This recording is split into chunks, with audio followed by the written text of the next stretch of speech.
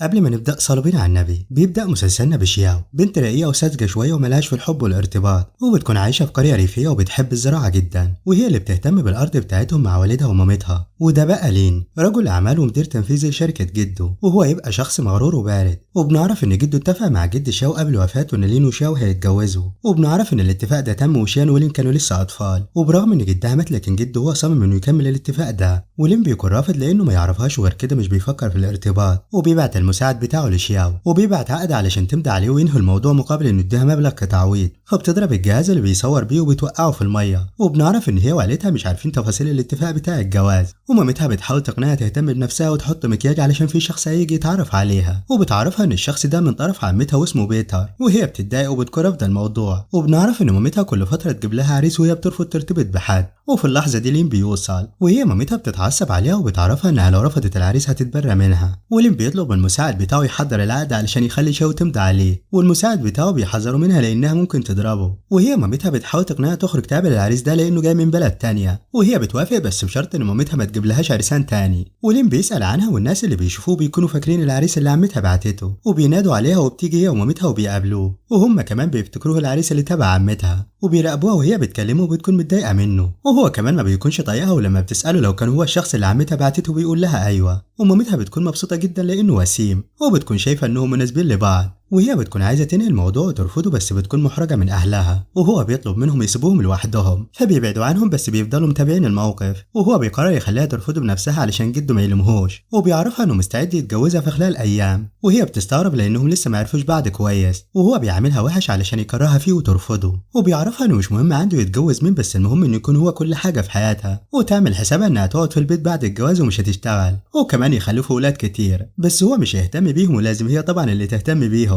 ولسه هترد فبيقول لها انه لسه ما خلصش كلامه، وبيعرفها ان بعد الجواز ملهاش حق تعرف بيروح فين او بيعمل ايه، بس لازم هو يعرف كل حاجه عنها، وممنوع كمان تخرج من غير اذنه. وهي بتكون متعصبه وبتحاول تهدي نفسها، وهو بيكون مستني تنفجر في وشه علشان يتحجج انهم مش مناسبين لبعض ويمشي. واخيرا هي مش بتقدر تمسك نفسها، وبتعرفه انه لو كان اخر راجل في العالم مستحيل تتجوزه. وبيكون شويه وهيمسكوا ببعض، ومامتها واصحابه بيتابعوا الموقف وبيكونوا شايفين انهم متفاهمين جدا وبيحبوا بعض. وفي الوقت ده العريس اللي بعتته عمتها بيوصل، ولين بيكون مبسوط بكلامها، وبنعرف انه سجل اللي حصل علشان يكون معاه دليل يثبت انها رفضته. وبيتر بيروح لها وبتعرف انه هو العريس اللي جابته عمتها، فبتسال لين هو مين وجاي هنا ليه، فبيقول لها انه جاي علشان يلغي الخطوبه بتاعتهم. وما بتكونش فاهمه حاجه وبتاخده على اسم الشرطه وبتتهمه انه نصاب، وهو بيشرح للشرطه الموقف ومش بيقبلوا الشكوى بتاعتها. وهي بتكون فهمت وبتخرج معاه من الاسم وبيتكلم عن الخطوبه، فبتحط ايدها على بقه علشان ما يتكلمش لان مامتها بتكون جايه عليها. فهو بيقول لها انه هيجي بكره علشان ياخد ردها، وهي بتمشي مع والدها ومامتها، وبتعرف منهم ان فعلا كان في اتفاق خطوبه بين جدها وجد لين. وبنعرف انهم ما كانوش فاكرين الموضوع، وجد لين بيتصل بيه وبيهزقه لانه عرف اللي حصل، وبيعرفه انه ما بقاش مدير الشركه،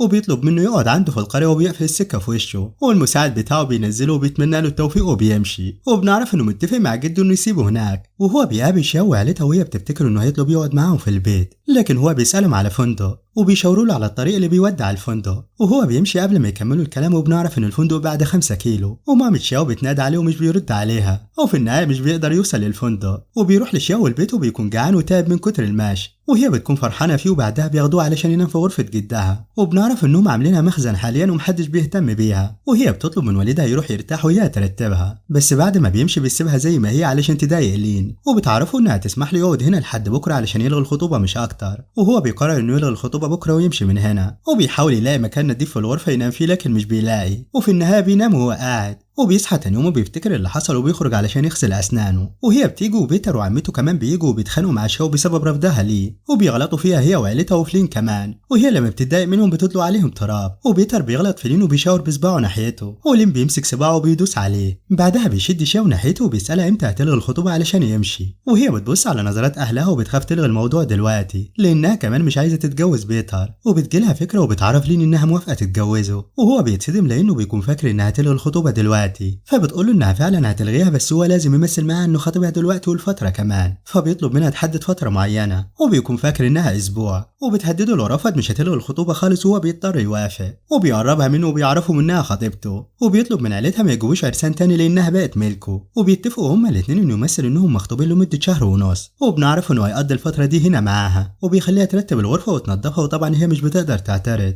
وبيفضل يتشرط عليها وهي بتنفذ على طول. وبيكون رافض يساعدها، فبتطلب منه يسند السلم علشان تنظف سقف الغرفة، وبتكون متضايقة منه وبتدوس على ايده وبيقعوا هما الاتنين على السرير، وهي بتكون متوترة وهو بيكون شاكك انها اتعمدت تعمل كده. ومامتها بتيجي ولما بتشوفهم بتفتكر انهم بدأوا يعجبوا ببعض وبتسيبهم وبتمشي. بعدها هو بيبدأ يهرش في جسمه، وبتعرف انه مصاب بحساسية فبتاخده وبتحط له مرهم، وبيعرف انه في مكيف في غرفتها وبيطلب منها توديهوله، لكن هي بترفض. وبعدها بتعرف انه مصاب في ظهره وبتدهنه مرهم وهي مغمضة وهو بيتوتر، وبيلبس القميص ويخرج قبل ما تخلص. وهو صديقها بيجي وبيشوفه لوحده وبيفتكر انه حرامي، وبيروح وبيحاول يضربه بس مش بيقدر، ولين بيمسكه بيلوي دراعه، والشاو بتيجي وبتبعدهم عن بعض. وهو بيعرفها ان لين حرامي وكان بيسرق اكلهم، فبتعرفه انه خطيبها، وهو بيكون مصدوم لانها ما عرفتوش حاجه عن الموضوع. وبنعرف انهم اصدقاء من وهم صغيرين وجين معاهم، وهي ولين بيفضلوا بس لبعض، ولين بيكون زهقان منها هي وهاو. وفي النهايه بيعرفوا هاو انهم مخطوبين من فتره طويله، وان اجدادهم هم اللي رتبوا له الخطوبه. وهاو بيكون مستغرب، وبيعرفوا ان شاو ما ارتبطتش قبل كده، وهي بتعرفه انها وقعت في حب لين من اول ما شافته علشان يقتنع بموضوع الخطوبه. وهما الاتنين بيقربوا من بعض وبيمثلوا انهم بيحبوا بعض علشان يقتنع. وتاني يوم الصبح لين بيكون بيجري في القريه، والناس بتكون عرفت انه خطيب شياو، وكل اللي بيقابله بيديله حاجه للاكل، وكل ده علشان شياو محبوبه جدا من اهل القريه، وهو بيرجع لها بالحاجات دي. واهلها بيلاحظوا انه مرهق وبيسالوه لو كان معرفش ينام، وبنعرف انه كان داخل الحمام وشياو كانت جوه فضربته ببوكس في وشه، وطبعا مش بيقدر يقول لهم كده. وهي بيكون عندها شغل في الارض، وهو بيعرف اهلها انه هيروح معاها، وهم بيفرحوا لانهم بيفتكروا انهم بداوا يتعودوا على بعض. وهو هناك بيفضل قاعد بعيد وهي بتشتغل، وبيشتكي من الحر والبعود، وبيطلب منها تشتغل لانه هو كمان مشغول. والموظفين بييجوا علشان يمضي على اوراق شغل، وهي بتشتغل في الارض، وفي اتنين بيعدوا جنبهم وبيتكلموا علين، وبيحذروها لا يكون بينصب عليها، لكن هي بتحاول ما تهتمش بكلام الناس. وهو بيكون عايز يرجع البيت لان الجو حر على اساس انه بيشتغل، فبتقول له انه لسه اليوم طويل جدا، وبتروح علشان تجيب الجرار وتكمل شغل. وهو بيقعد لوحده وهو بيشوفه، ويانجي بتتصل بيه وبتساله عن موعد رجوعه، وهو بيقول لها انه لسه شويه. ويانجي دي تبقى من عيله غنيه وبتحبه، وهو رفضها اكتر من مره. وهو بيفتكر انه عايز يقرب من شياو، ولين بيجرب انه يشتغل علشان يساعدها ويثبت لها انه شغلها سهل. وهو بيقول له يرش الحبوب وبيعلمه يرشها بشكل غلط، وبيكون عارف ان شياو هتعاقبه، وبيتفرج من بعيد. وهي بتيجي وبتتعصب على لين، وبتطلب منه يسيب الحبوب وهو مش بيسمع كويس، فبتجري وراه بالجرار وبتكون عايزه تخبطه. وهو بيكون بيتفرج وبيضحك عليهم. وجين بتيجي فبينادي على شياو، وهي اخيرا بتقف، ولين بيقول لها انها مجنونه، فبتقوله انها لسه هتعاقبه بعدين على تصرفه. وبتاخد جين وهو بيرجعوا البيت، وهو بيكون معاهم وبيحتفلوا برجوع جين. وبنعرف ان ليها فتره في المدينه، ولين بيكون مخنوق منهم كلهم. وجين بتعرفهم انها هتقضي معاهم اجازه طويله شويه المره دي، وبتسال شياو عن علاقتها بلين، فبتقول لها انهم مرتبطين وانهم حبوا بعض من اول نظره. وبعدها بتغير الموضوع، ولين بيتضايق لانه بيكون فاكر انه ساعدها في رش الحبوب وهي عاقبته، وما يعرفش انه بوظ لها الشغل اصلا. وهي بتكون متضايقه لانها بقت بتكذب كتير في موضوع علاقتها بلين. وهو بيكون معجب بجين من صغرهم، وهي دايما بتصده. وجين بتكون اتكلمت مع لين وبتعرفه انه بوظ البذور بتاعت شين، ووضحت له الموضوع. وهو بيروح لها غرفتها وبيعتذر لها، وبيعرفها انه كان يقصد يساعدها مش اكتر، فبيسامحه. وهو بعدها بيسالها السؤال اللي بتتضايق منه لانها سالته كتير، وهو ازاي هي خريجه جامعيه وراضيه تستقر هنا في القريه. فبتقوله لانها بتحب الزراعه والقريه واسلوب الحياه هنا، وبتقول انها قبلت اعتذاره وبتطلب منه يخرج علشان عايزه تنام. فبيقول لها انها سواقه جرار محترفه بس يا ريت ما تسوقهوش تاني، وبيسيبها ويمشي. وهي بتكون متضايقه. وبنعرف ان حلق جين ضاع، ولين بيلاقيه، وبيعرف انها مجرد حيله هي عملتها علشان عايزه تقرب منه. فبيدي لي شاو اللي بتبعته لجين مع هاو، وهو بيكون عارف انها محتاجه مكيف وبيديها واحد. وبيسالها لو كانت مرتبطه، فبتقوله لسه لانها عايزه ترتبط بحد غني. وهو بيحس بحزن بس مش بيبين، وبيروح يودي لها تكييف البيت. وشاو والدها بيكونوا بيجففوا الحبوب. وجين بتروح للين، ولما بيعرفها ان شاو وعيلتها مش موجودين، بتقوله انها جايه علشانه وبتديله التكييف اللي جابوه لها هاو، فبيشكرها وبياخده منها. وبنعرف انها اصلا تعرفه وحضرت له محاضرات وهو بيتكلم عن الاستثمار. وبنعرف انها بتخطط توقعه في حبها ويتجوزها لانه غني، وهو اللي هيساعدها انها تحقق احلامها. بعدها الدنيا بتمطر والوقت بيتاخر، ولين بيفكر يروح علشان يشوف شياو واهلها خلصوا شغل ولا لسه، بس بيكون متردد لانه مش بيعرف حاجه في شغلهم. وبتحصل عاصفه وهي والدها بيحاولوا يغطوا الحبوب ووالدها بيتصاب، ولين بيجوا وبيساعدهم، وبعدها بيشيلوه وبينقلوه المستشفى، وبيطمنوا انه بخير. وهو بيقعد جنب شياو اللي بتشكره انه ساعدهم، وبعدها بتفقد الوعي. وهو بيحاول يشوف مالها وايده بتكون مش نظيفه، فبيقرب منها وبيحط دماغها على دماغه. ولما بيعرف انها اصابت بحمى بيشيلها وبيرجعها البيت. وبيفضل جنبها وبيهتم بيها، وهي بتصحى وبتستغرب، ولما بتحاول تقوم بيطلب منها تفضل مرتاحة، ولما بتسأله عن أهلها بيطمنها إنهم بخير، وبيقدم لها مشروب علشان الحمى وبيساعدها تقوم، وهي بتحس إنه حنين ومش بارد زي ما كانت فاكرة، ونظرتها ليه بتبدأ تتغير، وبيسيبها علشان ترتاح شوية. وتاني يوم بيروح يشتغل في الأرض، وهو بيشوفه وبيعرف إنه عايز يساعد شياو وبيعلمه، والمرة دي بيعلمه بجد مش زي المرة اللي فاتت، وهو بيعرف اللي حصل وبيسيبه علشان يروح يطمن على شياو، وبيعرفها إن لين بيشتغل في الأرض، وهي بتخاف يبوظ الدنيا وبتكون رايحة تشوفه، بس هو بيطمنها إنه بيشتغل بشكل كويس، وبيروح علشان يجيب لها مشروب، فبتقوله إنه السخان في غرفة لين، فبيروح هناك وبيلاقي المروحة اللي جابها الجين هناك، وجين بتروح للين وبتعرض عليه إنها تساعده، وهو بيرفض وبيصدها لأنه بيعرف إنها بتتحجج علشان تقرب منه، وهي بتقعد معاه وهو بيشوفهم مع بعض، وهي بتعرف لين إنها تعرفه وشافته أكتر من مرة قبل كده، لكن هو ما بيكونش فاكرها، وبتعمل نفسها خايفة من الحشرة وهو مش بيهتم، فبيسيبه وتمشي، وهو بيروح لها وبيعرفها إنه شاف المروحة اللي جابها لها في غرفة لين، فبتقوله إنها ادتها لشاو وما تعرفش إنها ادتها له، ولما بيقول لها إنه ما ينفعش حد يشوفها مع لين لأنه خطيب صاحبتها بتتوتر، وبتعرفه إنها راحت تشوف لو كان يقدر يتحمل مسؤولية ولا لا، على أساس إنها بتختبره يعني، وهو بيصدقها طبعا. وشاو بعدها بتدخل الحمام وبتلاقي لين وبتتوتر، وبتكون هتقع وهو بيسندها وبيقبل دماغها من غير قصد، وبيتوتروا هما الاتنين وبيفضلوا بس لبعض فترة، وهي بتمشي من غير ما تتكلم، ولين قلبه بيدق بسرعة وبيحس إنه وقع في حبها، وتاني يوم بتسأل عليه وبتعرف إنه راح يجيب السماد علشان الأرض، وهي بتخاف يبوظ الدنيا، وهو فعلا بيبوظ الدنيا لأنه مش بيربط السماد شوايل، والسماد بيقع منه من غير ما ياخد باله، وهي بتتعصب عليه لأنه نسي يربط الحبل، وهو بيحس إنه غاب ومامتها بتهديها، وهي بتطلب منه يروح يجيب الشوايل اللي وقعت منه، وهو بيرفض يخليها تروح، وبيروح هو اللي يجيبهم، والغريب إنه بقى بيشوفها في كل حاجة قدامه، وفي اللحظة دي بيتأكد إنه بيحبها، ولما بيرجع البيت بيساعدها في تحضير الأكل، وبتطلب منه يقرب وبتأكله وبتسأله عن رأيه في الأكل، فبيقول لها إنه لذيذ وبيكون فاكر إنها قصده تحرقه بالأكل الساخن. بعدها بيفضل باصص لها لحد ما بتخلص، وتاني يوم بتاخده للمكان الخاص بتاعها، وبنعرف إن هو أول شخص يجي معاها هنا، وبتعرفه إن دي هي القاعدة السرية بتاعتها وإن هي اللي عملت كل حاجة، وبتفرجوا على المكان وبيعجبه، وبتطلب منه ما يقولش حاجة لوالدها. بعدها بياخد باله إنه في زرار، وفي اللحظة اللي بتحذره فيها وبتطلب منه ما يدوسش على الزرار هو بيدوس، والمية بتشتغل وبتغرقهم، وهي بتحاول تفصله وبتكون هتقع وهو بيسندها، وبيفضل ماسكها فترة، وفي النهاية بتقدر تبعد وتفصل المية، وبيكونوا متوترين هما الاتنين ومش قادرين يبصوا لبعض، وبيمشوا مع بعض وهم ساكتين، وكل واحد بيحاول يعرف التاني بيفكر في ايه، وهو بيكون معاه وردة وعايز يقدمها لها، وبيسأل نفسه يا ترى اخدت بالها انه وقع في حبها ولا لا، ولما بتبدأ تتكلم معاه بيظهر قدامها زي صديقها اللي كان زميلها في الجامعة، وبنعرف انه من مدينة تانية، وهي بتروح له وبتسلم عليه وبتقدمه لين، ومش بتعرف تقول له لين يبقى ايه بالنسبة لها، وهو بيتكلم وبيعرفه انه خطيبها، وبياخد باله انه زي بقى المنافس بتاعه لانه واضح انه بيحبها، وهي بتعرف انه جاي علشان يصور القرية، فبتاخده وبتمشي، ولين بيحس بغيرها وبيتضايق وبيرمي الوردة اللي كان هيقدمها لها، وهي بتاخد زي على درجتها وبتطلب من لين يرجع البيت، بس هو بيرفض وبياخده وبيروح وراهم، وهي بتكون بتفرج زي على المكان، ولين بيكون بيراقبها وبيتضايق لان المكان ما فيهوش حد، وهي مش واخده اي حذر من زي، وهي بتحكي زي على المكان وبيكون هيقع في الميه وهي بتسنده، وهو بيتضايق وبيبص لين اللي بيعمل نفسه مش مهتم، وهو بيفرج على الصور، وبرضه لين بيعمل نفسه انه مش مهتم، وهو بيتعصب لانه واضح ان زي بيتعمد يقرب منها، وبيقول لين انه بارد وانه لو كان مكانه كان هيقطع ايده، ولين بيتعصب وبيسيبه ويمشي، وهي بتتمشى مع زي وبيقابلوا جين وهي بتساعد راجل كبير، وجين بتعرف زي ان هو وشاو مناسبين لبعض جدا، وهو بيبتسم،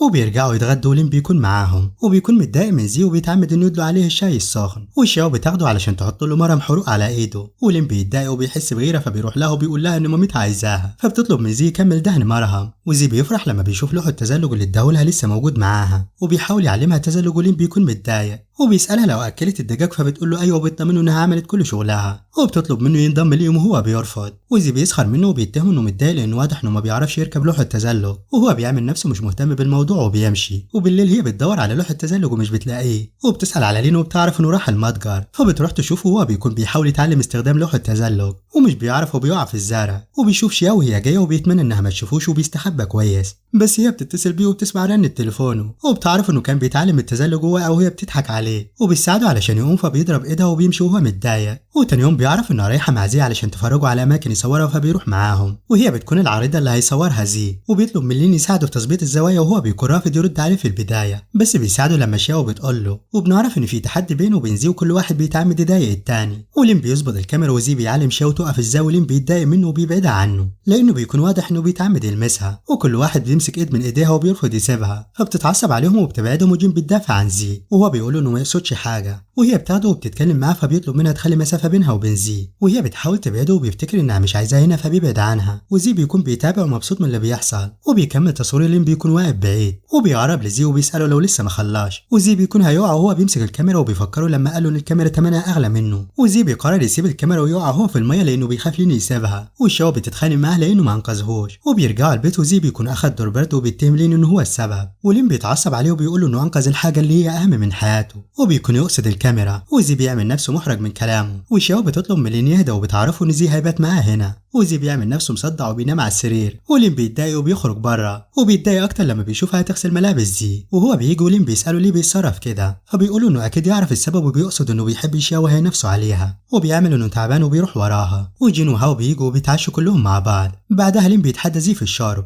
وهي بتحاول توقفهم وبتاخد الكوبايه من لين وبتمنعه انه يشرب تاني، وزي بيقرب منها علشان يعمل نفسه فاقد الوعي، بس لين بيعملها قبله وبيسند دماغه على كتفها، وزي بيضطر يشيله وبيرجعه الغرفة علشان ينام، وهي بتطلب من زي وجين يروحوا يرتاحوا، وبنعرف ان زي المفروض يسافر بكره، وبتتفق معاه انها تيجي تودعه، ولين بيمسكها فجأة وبيسألها لعبتهم هتخلص امتى، لانه ما بقاش عارف الحقيقة من الخيال، وبيكون هيقبلها لكن بيفقد الوعي، وجين بتبص لها وزي بيكون مستغرب من كلامه، وفي النهاية هي بتخرج مع جين وبيسيبوه مع زي، وجين بتسألها عن اللي بينها وبين لين وهي بتحاول تغير الموضوع، وبتسأل جين عن الشخص اللي قالت لها انها بتحبه، فبتقول لها انه لين بس دلوقتي بتتمنى لهم السعادة هما الاتنين، وهنا شياو بتعرفها ان هي ولين بيمثلوا انهم مخطوبين، وان هي اللي طلبت منه يعمل كده، وجين بتعمل نفسها خايفة عليها وبتعرفها انها كانت قلقانة عليها لان هي ولين مش مناسبين لبعض، علشان هي بتحب القرية هنا بس هو مختلف عنها، وان كل واحد فيهم من عالم مختلف عن التاني، والشياو بتحس باحباط شوية من كلامها، وتاني يوم لين بيكون بيشتغل في الارض وزي بيروح له وبيطلب منه يتوقف عن التمثيل لانه عارف ان هو وشياو مش مرتبطين وبيمثلوا، وبنعرف ان جين هي اللي عرفته، ولين بيسأله لو كان يقدر يعرف انهم بيمثلوا فعلا ولا لا، فزي بيقول له انه بيحبها من ايام الجامعة وانه مش هيسمح له يسرقها منه ويسيبه يمشي، ولين بيخلص شغله وبيرجع وبيحس ان شياو متغيرة، وجين بتيجي وبتعمل نفسها انها صابت في رجلها، فبيقول لها انه الكرسي جنبها، وبيكون ماشي فبتطلب منه يستنى، وبتعرفه ان شياو حكت لها على كل حاجه، وهو بيزعل لانه بيفتكر ان شياو مش بتحبه، وهي بتكون سامعاهم، وجين بتعترف له انها بتحبه وبتطلب منه يديها فرصه، فبيقول لها لا لانه مش بينتمي للمكان ده، وشياو بتزعل من كلمته دي وبتكون فاكره انه يقصدها هي كمان، وبتحاول تتجنبه، لما بيروح لها بتفكروا باتفاقهم، وكل واحد بيبين للتاني انه بيمثل مش اكتر، بس من جواه بيكون حزين، وهو بيكون هيتكلم فبتحذره انه في كلام لو اتقال ما ينفعش يرجع، وهو بيحس انها خايفه انه يجرحها بكلامه، وفي الوقت ده مامتها بتيجي وبتعرفها ان الكلب ضاع، فبتروح تدور عليه ولين بيروح معاها، وبيفضلوا يدوروا لحد ما بيلاقوه بيكون معاه كلب صغير، وبيعرفوا انه كان بيحاول ينقذه، والوقت بيتاخر فبياخدوا الكلب وبيقعدوا في الاستراحه بتاعتها، وهي بتسيبه وبتدور على اعشاب وبتكون حاطه فطر على النار، وهو بيحس بالجوع وبياكل منه وبيسكر، وهي بتيجي وبتلومه لانه اكل الفطر، وهو بيضحك وبيمسك خدودها، وبتحاول تعرف منه اكل كام واحده، وفي النهايه بتعرف انه مش هيفوق غير الصبح، وبتساعده انه يقعد على الكرسي، وهو بيبص لها وبيقول لها انها لطيفه جدا وبيفقد الوعي، وهي بتتوتر وقلبها بيدق بسرعه، وهو بيصحى وبيعرفها انه بيتضايق لما بيشوفها مع زي، وبيتضايق كمان لما بتقول ان اللي بينهم تمثيل بس، وبينام تاني وبعدها بيقبلها وبينام على رجلها، وهي بتتمنى انه يكون فايق وهو بيقول لها الكلام ده، وبتنام مكانها، وهو لما بيصحى تاني يوم بيلاقي نفسه نايم على رجلها، وبيسألها ايه اللي حصل، فبتقول له انه اكل الفطر وسكر، وبتسأله لو كان فاكر اللي حصل امبارح، وقبل ما يرد بيجيله اتصال من يانجو وبتسأله لو كان واقع في حب شياو ومش عايز يرجع، وبتعرفه انه ساذج وهو بيقفل في وشها، وبيعرف شياو انه افتكر اللي حصل بينهم، وبيتمشوا مع بعض وبيكونوا ساكتين، وكل واحد بيستنى التاني ياخد خطوه الاول، وهو بيمسك ايدها فبتبعدها بسرعه، وتاني يوم جين بتحسها متغيره وبتسالها ايه اللي حصل بينها وبين لين، وهي بتسرح وبتفتكر اللي حصل وبتبتسم، وجين بتنادي عليها فبتقول لها ان الكلب ضاع وراح يدوروا عليه، واضطروا انهم يباتوا هناك علشان لين حصل له تسمم بسبب انه اكل فطر، بس دلوقتي حالته كويسه لانه ما اكلش كميه كبيره، وجين بتكون واثقه ان مش ده بس اللي حصل لانها حست انهم متغيرين هما الاتنين، وبيتعشوا مع بعض وزي بيكون معاهم، وبنعرف انه فضل علشان لين موجود، وبيقول لهم ان الصور باظت ولازم يصور تاني، ولين بيكون متضايق وناقص يضربه لانه عايز يمشي، وبيكونوا مش عارفين هيقعد فين، وشياو بتقول له يقعد مع لين في غرفته، وطبعا هو بيكون عايز يضربه قدامهم بس بيمسك نفسه، وزي بيجيب شنطته وبيجي بسرعه وبيستفز لين، وبيساله لو كان مصدوم من وجوده فبيقول له لا بس قرفان منه شويه، فبيساله لو كان خايف ياخد مكانه، فبيبتسم وبيقول له انه بيحلم، وزي بيساله لو كان بيحبها فعلا فبيقول له انه ملوش دخل بالموضوع، فبيطلب منه يستسلم لانه بيحبها اكتر منه، فبياخده وبيرميه بره الغرفه، وبنعرف ان اللي اقنع زي يقعد هي جين لانها متوقعه ان لين هيستسلم ويمشي ويسيب شياو، وزي ما بيعرفش يروح فين فبينسب خيمه صغيره وبيقعد قدام البيت، وهي بتيجي وبتشوفها وبتسأل أهلها ليه نازلين خيمة هنا، ووالدها بيقرب علشان يشوف مين جوه، وزي بيخرج وبيعمل نفسه إنه بردان وبيشتكي إن لين طرده، وهي بتتضايق من لين وبتاخد زي وبتخليه يقعد معاها برضه، وبتحذره لو طرده تاني وبتسيبه وبترجع غرفتها، ولين بيبص له بغضب وزي بيكون مبسوط لأنه كسب أول جولة، وبينام معاه في السرير وهو مش بيعرف ينام منه، وبيروح يصحي شياو وبيطلب منها إنها تسمع الشخير بتاع زي، وصوته بيكون عالي جدا فبتاخده وبتعتذر له، فبيقول لها إنه مش محتاج اعتذارها وبيعاقبها إنها تفضل صاحية معاه، وبيروحوا غرفتها وبيقعدوا هما الاتنين، وهي بتكون عايزة تنام وبتحاول تقاوم، ولين بيقول لها إن كل ما زي هيزعجه هيجي يعاقبها هي لأن هي السبب، فبتطلب منه يديها فرصة تفكر في حل، وبتروح وبتنام وهي بتفكر، وهو بيحاول يصحيها ومش بتصحى، فبيغطيها لأنها بتبعد الغطا، وهي بتحضنه وبتفضل ماسكة فيه وبترفض تسيبه أو تصحى، وفي النهاية هو بينام جنبها، وزي لما بيصحى مش بيلاقيه جنبه، وهي بتصحى وبتلاقيه قدامها فبتصحيه وبتسأله عن السبب اللي جابه هنا، فبيفكرها باللي حصل امبارح وهي بتتكسف وبتغطي وشها، وهو بيفضل باصص لها وبعدين بيسيبها ويمشي، وزي بيشوفه خارج من غرفتها وبيسأله ليه خارج من هناك، فلين بيشكره إنه خلاه يسيب الغرفة امبارح، وبيحاول يعرف إيه اللي حصل بينهم، ولين بيرفض يقول له حاجة. بعدها بيوصل طرد لزي وبيكون فيه كاميرا جديدة، وبنعرف إن لين هو اللي جابها له لأنه بيتحجج إنه هيخلص شغل بعد ما كاميرته تيجي من التصليح، وبيطلب منه يخلص شغل النهارده، وزي بيقول له إنه الجو مش مناسب، وهو بيعرف إنه بيتحجج علشان يفضل هنا. وتاني يوم لين بيكون قاعد في المكان الخاص بيها واللي بقى بيعتبره خاص بيهم هما الاتنين، بس بيتفاجئ بيها جايبة زي معاها، وبيزعل وبيكون ماشي فهي بتروح وراه، وبيلومها انها جابت زي هنا لانهم اتفقوا ان المكان بتاعهم هما بس، فبتقوله انها حابه تساعده علشان ينهي الالبوم بتاع الصور بتاعه مش اكتر، وبتشده وبتخليه يقعد معاهم. وتاني يوم بيكونوا بيشتغلوا هما الاتنين في الارض، وزي بيصور جنبهم ولين بيتعمد انه يرش عليه ميه، وهي بتطلب من لين انه يروح يجيب سماد، فبيطلب من زي انه يروح معاه، ولما بيرفض بيقول لشاو تيجي معاه، فبيوافق انه هو يروح معاه، وهناك بيطلع عينه في الشغل وفي الطريق وهم راجعين، وبنعرف ان لين خلى المساعد بتاعه يجيب له المعلومات بتاع زي، وبيعرف ان كانوا هو وشاو قريبين من بعض في الجامعه بس ما اعلنوش انهم مرتبطين، وزي بيجوا وبيعرفوا انه هيراقبوا علشان ما يخرجش من الغرفه، وبيطلب منه لو شخر يضربه برجله، ولين ما بيصدق يلاقي الفرصه دي وبيضربه اول ما بينام، فزي بيقوم وبيقعد على الكرسي وبينام وبيخبط في المسند وبيصفي دراعه، ولما بيصحى مش بيلاقي لين وبيتفاجئ بيه خارج من غرفه شياو، وطبعا لين بيستفزه، وبنعرف ان شاو كانت بعتها يجيب لها حاجه من غرفتها، ويانجي بتتصل بلين وبنعرف ان شركتهم بتمر بازمه، وهي بتعرض عليه انها تساعده مقابل ان يتجوزها لكن بيرفض، وبيكون في غرفته وزي بيساله ليه قاعد هنا، وبيكون عايز يمشي من البيت خالص، فبيقولوا انه ملوش دخل بالموضوع، وشاو بتيجي وبتنادي على لين يساعدها، فبيروحوا هما الاتنين علشان يساعدوها في انها تمسك الديك، وكل واحد بيمسك واحد وبيدولها، فهي بتاخد اللي مع لين وزي بيتضايق. بعدها لين بيساعدها في الطبخ وبتطلب منه يقطع الديك ومش بيعرف وبيكسر الطبق المفضل بتاع مامتها اللي بتيجي وبتتعصب على شياو، ولما بتعرف ان لين هو اللي كسره بتقوله مش مهم، وشاو بتتضايق، وزي بيكون قاعد لوحده ومحبط، وجين بتيجي وبتحس انه عايز يستسلم لانه مش واثق من مشاعر شياو ناحيته، بس هي بتشجعه وبتطلب منه يعترف لشياو ويشوف رد فعلها، فبيقول لها انه هيفكر وبيسيبها ويمشي، وتليفون لين بيرن وجين بتفتح الخط، ويانجي بتكون هي اللي بتتصل وبتلومه لانه قفل السكه في وشها، وبتفكره بالاتفاق اللي بينهم وبتهدده انها تخلي شركتهم تفلس لو رفضها، وجين مش بترد وبتقفل بس بتاخد رقم تليفون يانج، وبنعرف انها عارفه يانج لانها شافتها قبل كده، وبتقرر انها تستغل الموقف. بعدها بتقابل هاو اللي بيقدم لها فستان هديه، وبتكون فاكره انه فستان تقليد، وبعد ما بيمشي بتلاقي الفاتوره، وبتتصل على المتجر وبتعرف انه ثمنه 5800 وانه هاو حجزه من اكتر من شهر، ولين بيكون عايز يخطب شياو وبيدور على طريقه علشان يعرف بيها مقاس الخاتم المناسب ليها، وبيتسحب وينام وبيقيس صباعها، ولما بتصحى وبتشوفه بيعمل نفسه انه جاي ياخد لوحه تزلج وبيخرج.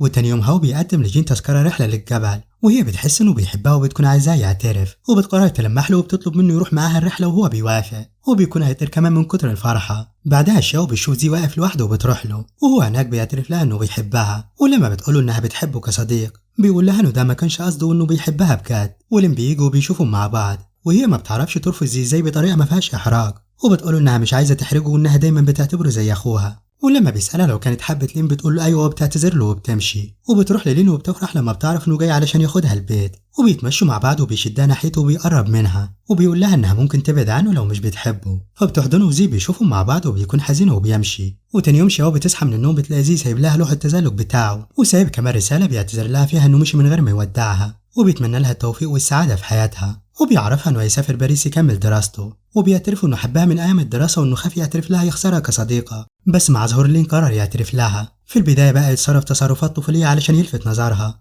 بس بعدها اتأكد انه ملوش مكان في قلبها لانها بتحب لين، وبيطلب منها انها تدي لوحة تزلج للين وبيتمنى لهم السعادة هما الاتنين مع بعض، وهي بتكون مبسوطة وبتتمنى يتقابلوا تاني في المستقبل. وهو كمان بيتمنى انه يقابلها في المستقبل، وبترجع البيت وبتحضر اكل لين وبتكون مبسوطه انه دخل حياتهم وانهم ارتبطوا، وبيكون عرفها ان حياته كانت شغل بس وكان مرهق طول الوقت وما عندوش اي مشاعر ناحيه اي حد، وان هي غيرت حياته وبقى بيحب القريه هنا علشانها، وبيكون اتعلم الزراعه وشغل الارض، وبرغم انه لسه مبتدئ وبيعمل غلطات كتير بس هي بتسامحه، وبتخلص الاكل وبتاخده وبتروح للين اللي بيكون بيشتغل في الارض، وبياكلوا مع بعض وهو ما بيكونش قادر ياكل لان ايده وجعاه من كتر الشغل، وهي بتبدا تاكله وبيكونوا مبسوطين انهم مع بعض، وبيتمنوا انهم يفضلوا كده دايما، وبيخلص شغله وهي بيكون لسه عندها شغل، وبيكونوا متفقين ان كل واحد يعمل حاجه، وهي بتطلب منه انه يرجع البيت وهي ترجع بعد ما تخلص، وفي الوقت ده جده بيوصل القريه وبينزل من العربيه وبيطلب المساعدين بتوعه محدش يمشي وراه، وبيروح يزور قبر صديق عمره اللي هو جد شياو، وشياو بتيجي وبتشوفه وبتكون تعرفه بس ما تعرفش انه جد لين، وبنعرف انه كل فتره بيجي يزور قبر جدها،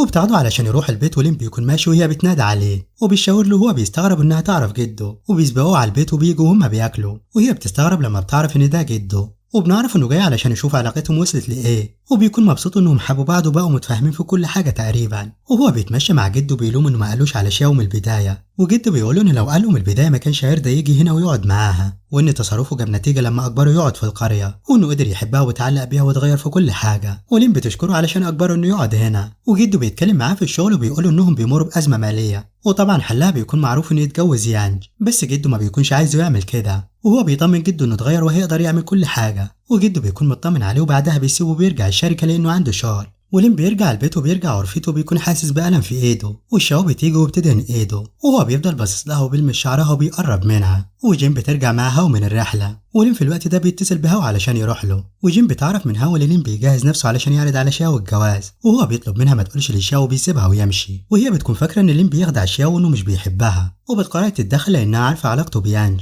وبتتصل بيانج وبيتفقوا يتقابلوا، وفعلا جين بتروح لها وبتقابلها، ويانج بتكون شخصيه مغروره وبترفض تسلم عليها، وجين بتقول لها على موضوع جواز شاو ولين، ويانج بتعرض عليها انها لو بوظت الجواز هتديها مبلغ 5 مليون، وهتخليها كمان مسؤوله عن مشروع كبير، وجين بتوافق على الاتفاق ده وبتكون مبسوطه لان كده هتحقق كل احلامها، وشياو بتكون حاسه لين متغير لان ليه فتره مش عارفه تقعد معاه ولا حتى بتعرف هو بيروح فين، ولما بتسأل الكلب عنه بيسيبها ويمشي، وتقريبا حتى الكلب بيكون عارف انه بيرتب علشان عرض الجواز. بعدها جين بتيجي وبتقدم لها هديه، وشياو بتعرف انها كانت في المدينه النهارده وبتسألها عن السبب، وجين بتقول لها انها راحت تقابل حبيبها لانها ارتبطت، وشياو بتكون عايزه تشوف صورته وبتكون مبسوطه علشانها، بس جين بتقول لها انه مش هينفع توريها صورته دلوقتي، وانها تفرجها عليه في الوقت المناسب وبتحضنها، وبنعرف انها بتخطط لحاجه معينه وبتمشي، وشياو بتطلب منها تاخد بالها من نفسها، ولين بيكون بيرتب الاستراحه بتاعتها علشان يعرض عليها الجواز هنا، وبنعرف انه مقرر بكره يفاجئها بالموضوع، وهو بيكون بيساعده وبيحذره لو زعل شياو في اي حاجه، فبيطمنه انه هياخد باله منها، وبنعرف انه لسه ما قررش هيعيش معاها هنا ولا هيرجع المدينه، وبيكون مستني يشوف رايها في الموضوع، ومقرر يعيش في المكان اللي هي هتكون سعيده فيه، وهو بيعرفه انه بيحب جون وانها قررت تديله فرصه وهو بيكون مبسوط علشانه، وهي بتيجي وبتقعد معاهم، وهو لين بيشربوا وجين بتطلب منه ياخد باله من شياو،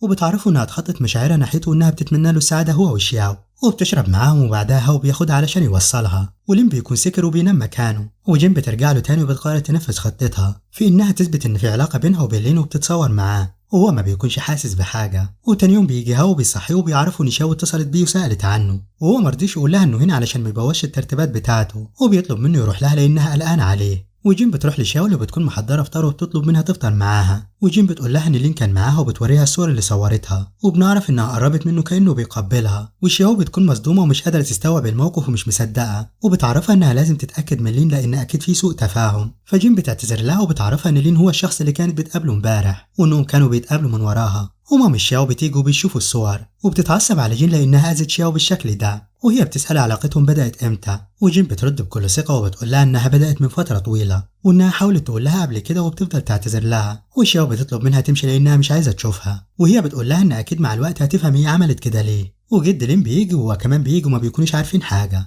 وبيلاقوا الدنيا مش تمام، ومامتها بتسأله عن سبب رجوعه هنا، وهو ما بيكونش فاهم حاجة وبيسأل شاو عن سبب عياطها، فهي بتقوله انها بتلغي الخطوبة، وهو بيكون مصدوم، وبعدها مامتها بتوريه الصور، وجده كمان بيشوفها، وهو بيأكد لشاو ان الصور دي مزيفة، بس جين بيصمم انهم مرتبطين، وهو بيحاول يقنع شاو انها بتكذب، لكن مش بتديله فرصة وبتطرده من المكان، ومامتها بتعرف جدا ان الموضوع انتهى خلاص، وهو بيدي التليفون لجين وبيقول لها انه هيدفعها تمن كذبها وبيمشي، وجده بيضربه بالعصايه وبيقول له انه خذله، وهو مش بيبص على شاو وبيكون بيبكي، وهي كمان بتكون بتبكي بس بتبص الناحيه التانيه، وجده بيضربه تاني علشان يمشي من المكان، وبيعتذر لشياو ومامتها وبيمشي، وشياو بترجع غرفتها وبتنام وبتحلم بلين، وبيكون بيبتسم لها وبيصحيها من النوم وبيقبلها على دماغها، ولما هي بتصحى مش بتلاقيه موجود. بعدها بتشجع نفسها علشان تقوم وتكمل حياتها وتتعايش مع عدم وجوده في حياتها تاني. وهو بيرجع شغله وبيحاول يركز في الشغل وينساها، لأنه بيكون حزين وزعلان منها إنها صدقت إنه ممكن يخونها، بس بيفضل يفكر فيها غصب عنه. وبنعرف إن المشروع الجديد اللي هو مسؤول عنه خاص بالزراعة، وبيطلب من المساعد بتاعه يجيب الملف بتاع جين،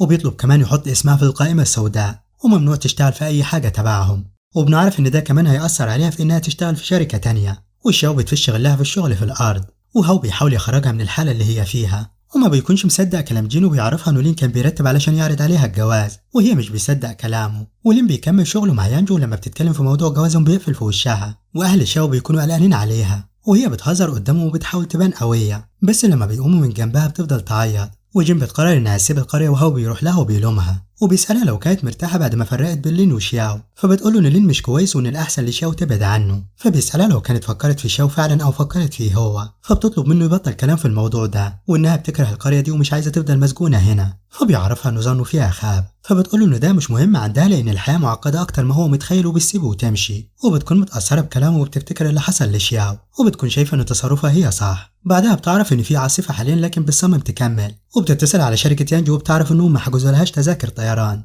وبتعرف ان يانجي خدعتها. وشياو بتيجي وبتسأل هوا عنها، وبنعرف انه بيحاول يتصل بيها بس تليفونها مقفول، وهي في الوقت ده بتعمل حادثة. وشياو وهو بيخرجوا يدوروا عليها وبيلاقوها، وبيتصلوا بالإسعاف وبيحاولوا يفتحوا باب العربية، وبيقدروا انهم ينقلوها المستشفى، وبيفضلوا جنبها لحد ما بتفوق وبيطمنوا انها بخير. وهي بتعتذر لشياو وبتقول لها ان مفيش حاجه بينها وبين لين، وان يانجي هي اللي اديتها فلوس علشان تفرق بينها وبين لين، وبتقول لها على كل حاجه حتى الطريقه اللي اتصورت معاها بيها. وكمان بتعرفها ان شركه جد لين بتمر بازمه ماليه، وان يانجي عرضت عليه الساعد مقابل انه يتجوزها وهو كان رافض. فشياو بتتاكد انه بيحبها وانه كان مستعد يضحي بكل حاجه علشانها. بعدها بتروح المكان اللي كان هيعرض عليها الجواز فيه، وفي الطريق بتفكر في كل حاجه مروا بيها هما الاتنين مع بعض. ولما بتوصل هناك بتلاقي الحاجات اللي هو عملها لسه موجوده، وبتفضل تبكي وبتكون ندمانة انها ما صدقتهوش، وبترجع البيت وبتكون محبطة. وبعد 3 ايام بتروح للشركة وهو بيرفض يقابلها، لكن بتصمم تستناه لان الموظف بيقول لها انه مشغول، والمساعد بتاعه بيعرفه انها مستنياه بره، فبيقول له يسيبها. وبيكون عنده مؤتمر صحفي لعرض مشروعه الجديد، والمساعد بتاعه بيغلط وبيعرض فيديو للشياو وهي بترفض منه الجواز قبل ما تعرفه، والمؤتمر بيبوظ والصحافة بتعرف موضوع الجواز المدبر بتاعه، وهو بيعاقب المساعد بتاعه. وجده بيجي وبيديله مهلة وبيعرفه انه لازم يصلح الموقف بعد ما الصحافة عرفت خبر خطوبته هو وشياو، وبيهدده لو فشل يصلح الموضوع هيتبرى منه. وتاني يوم بيتفاجئ ان جده شغل شياو مساعدة ليه، وهي كمان هتكون مسؤولة عن المشروع الجديد لانه خاص بالزراعة في قريتها، وهو بيعاملها بشكل وحش وبيتجاهلها. بعدها بيتفاجئ ان جده امر ان مكتبها يكون جنب مكتبه، وبنعرف انها راحت لجده وعرفته كل حاجة. ولما اتأكد انها بتحب لين قرر يساعدها علشان ترجع له، ولين بيكون بيتجاهلها وهي بتعتذر له، فبيتعصب عليها وبيعرفها ان المكتب للشغل بس مش للكلام، وبيطلب منها تجيب خطة المشروع علشان يشوفها. وبيبدأ يراجعها وفجأة بيسرح وبيفتكر لما كانوا في القرية، وهي بتفوقه من خياله وبيعرفها انه هيدمج خطتها مع خطته، وبيعرفها الحاجات اللي هتغيرها. وهي في وسط الكلام بتقوله انها اشتقت له ومفتقداه، وقبل ما يرد عليها يانجي بتيجي، وبتعرف شياو انها خطيبة لين، وهي مش بتصدق وبتسأله، فبيقول لها ان فعلا هيعلنوا خطوبتهم الفترة اللي جاية، وهي ما بتكونش مصدقه وبتبص له وبتعيط. فبينادي على شي وبيطلب منه ياخدها بره، فبيخرجها فعلا، ويانجي بتكون معترضة على ان شياو تشتغل هنا، فبيقول لها انه جده هو اللي شغالها، وهي بتضغط عليه علشان يطردها، فبيقول لها انه يخليها تستسلم. وبنعرف ان هي اللي بتساعده علشان يحل مشكلة الشركة، وعلشان كده هو مش بيكون عايز يقف ضدها. وبتعزمه على الغدا وبتمسك دراعه قدام شاو اللي بتحس بغيره وبتكون مصدومة، وبتنتقل من مكتبه لانها بتحس انه مش عايز يشوفها. وبتسهر وهي بتخلص شغل، وكل ما تخلص الملف بيطلب منها تخلصه تاني، وكل يوم بترجع البيت متأخر. وبيمر 3 ايام على حال ده، وفي اليوم الثالث بتتعب، فبيقول لها لو مش عارفة تشتغل يبقى تسيب الشغل، وبيطلب منها انها تخلص الملف النهارده. وهي بتتضايق من طريقته بس مش بتقدر تتكلم، وبتفكر انها تستسلم وترجع القرية بكرة. وبتفضل تشتغل لحد ما بتتعب وبتنام، وهو بيجي وبيبعد ايدها عن الجهاز وبيغطيها، وبيقعد يكمل شغله وهي بتسند دماغها على كتفه، فبيشتغل بايد واحدة علشان ما يحركش ايده التانية ويخليها تصحى. وهي بتصحى وبتتفاجئ بيه، وبتسأله لو كان قاعد جنبها علشان تسند على كتفه، فبيقول لها لا طبعا، وبيطلب منها ترجع ترتاح. وبيعرفها انه خلص الشغل وبعته لنفسه كمان، وبيمشي وهي بتكون مبسوطة لانه واضح انه لسه بيحبها. وتاني يوم بياخدها معاه وهي بتشرح خطة المشروع للمستثمرين، وبتنجح انها تقنعهم بالفكرة.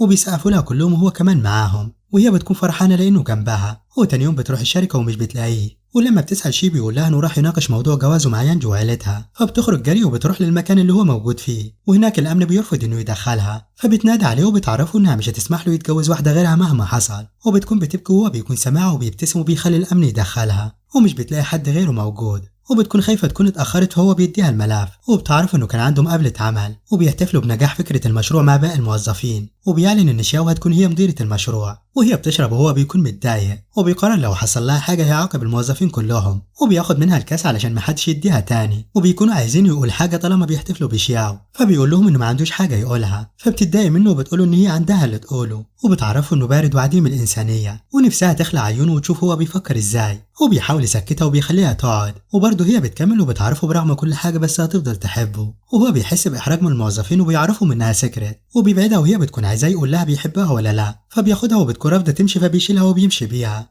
وبتتعصب عليه وبتطلب منه ينزلها وهو بيرفض، ومش بيرضى ينزلها غير برا المكان، والموظفين ما بيكونوش مصدقين اللي بيحصل، وهي بتقعد تحت المطر وبتعرفوا انها مش سكرانه، وبتسأله للمرة الأخيرة لو عايز يتجوزها ولا لا، فهو بيجري عليها وبيحضنها، وتاني يوم الموظفين بيتكلموا عنهم قدام المساعد بتاعه، فبيحذرهم وبيعرفهم ان شياو هي الزوجة المستقبلية لين، وهو بيكون معاها وبيعمل لها مفاجأة، وبيبلغها انهم هيرجعوا القرية النهاردة، وفي الوقت ده يانجي بتتصل بيه وهو بيعرفها انه هيتجوز شياو، وهي كمان بتقول لها انه هيتجوزها ويرجع معاها القرية وبيقفل السكة في وشها، وبعدها بتمر 6 شهور، وجين بتكون ارتبطت بها وبتشتغل معاه في المتجر بتاعه في القرية، وبتكون مبسوطة انهم مع بعض، ولين وشاو بيكونوا اتجوزوا والمشروع بتاعهم بيكون نجح في القرية، وبيكونوا عايشين هناك في سعادة. وهنا بيكون خلص المسلسل. سلام.